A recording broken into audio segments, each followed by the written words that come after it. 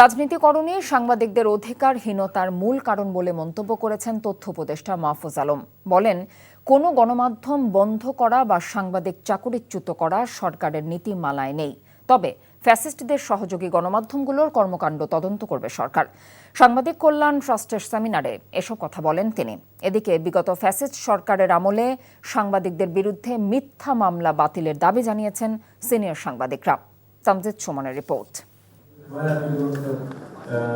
বিশ্ব গণমাধ্যম দিবস উপলক্ষে তথ্য ভবনে ফ্যাসিবাদী শাসনামলে সাংবাদিক হত্যা নিপীড়ন শীর্ষক সেমিনারের আয়োজন করে সাংবাদিক কল্যাণ ট্রাস্ট, যেখানে দেশের বিভিন্ন প্রান্ত থেকে জুলাই আগস্ট হত্যাকাণ্ডে নিহত সাংবাদিকদের পরিবার ও তাদের প্রিয়জনের উপর হামলার চিত্র তুলে ধরেন। দাবি তোলেন অবিলম্বে জুলাই আগস্ট গণহত্যার সাথে জড়িতদের বিচার নিশ্চিতের।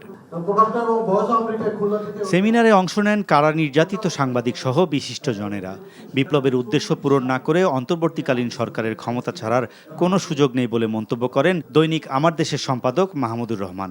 আর বিগত ফ্যাসিস্ট সরকারের আমলে সাংবাদিকদের উপর মিথ্যা মামলা বাতিল করার দাবি জানান সিনিয়র সাংবাদিক শফিক রেহমান। জোর করে কোনো দল যেন বারবার ক্ষমতায় আসতে না পারে সেই ব্যবস্থার মৌলিক পরিবর্তনের কথাও বলেন বক্তারা। বর্তমান সরকারের দুটি কাজ অবশ্যই করতে হবে। যারা ফ্যাসিস্ট হত্যাকাণ্ডে অত্যাচারের মধ্যে জড়িত ছিল তাদের বিচার করতে হবে। বিপ্লব করে আপনাকে ক্ষমতায় বসানো হয়েছে, কাজে বিপ্লব সম্পন্ন করেই আপনাকে যেতে হবে। মধ্যপথে যাওয়ার আপনার কোনো সুযোগ নাই। প্রায় 7 লক্ষ মামলা এখনো ঝুলছে, যেগুলো আওয়ামী লীগ সরকার করেছে। সেগুলো আমি একটি নির্বাহী আদেশে একদিনে প্রত্যাহার করার জন্য বর্তমান সরকারের কাছে অনুরোধ জানাচ্ছি। তথ্য উপদেষ্টা বলেন, রাজনীতিকরণই সাংবাদিকদের অধিকারহীনতার মূল কারণ। বলেন, কোনো গণমাধ্যম বন্ধ করা বা সাংবাদিকদের চাকরিচ্যুত করা সরকারের নীতিমালায় নেই।